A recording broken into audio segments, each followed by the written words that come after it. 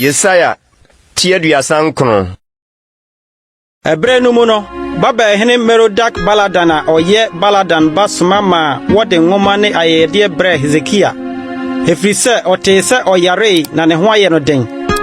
Na Hezekiah nya won ho anigye na okire won nakora dedan.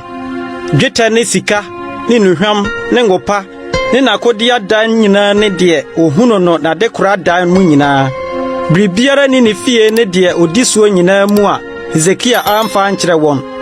Ena odiyifo Yesaya ba ohene Hezekiah nkyɛn bɛka kyerɛ no sɛ sɛ na nipa yesie na ehena ofiri ba wo nkyɛn yi. Na Hezekiah se ofiri akyirikyiri asase bi so na wɔbaa me nkyɛn ofiri Babel. Na ɔka sɛ ɛdeɛ na wahunu wo fie. Na Hezekiah se deɛ wɔ me fie nyinaa wahunu biribiara ni madekoradan mu a mamfa mankyerɛ wɔn.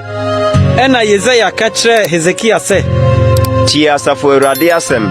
Hwɛ, nna bi reba a wɔbɛsoa deɛ ɛwɔ wo fie nyinaa ne deɛ wagyanom akora de abeduru ne yi akɔ Babel. Biribiara renka, Awurade na ɔseɛ. Na wo ara wo ma a wobɛwo wɔn no mu binom. Wɔbɛfa wɔn na wakɔyɛ Babel hene aban mu ayi tutufoɔ. Ɛna Hezekiah ka kyerɛ Yesaya sɛ Awurade asɛm a waka no ɛyɛ. Efiri sɛ ɔse ɛneɛ na asomdwoe ne ɔmaanwee bɛba me brɛ so.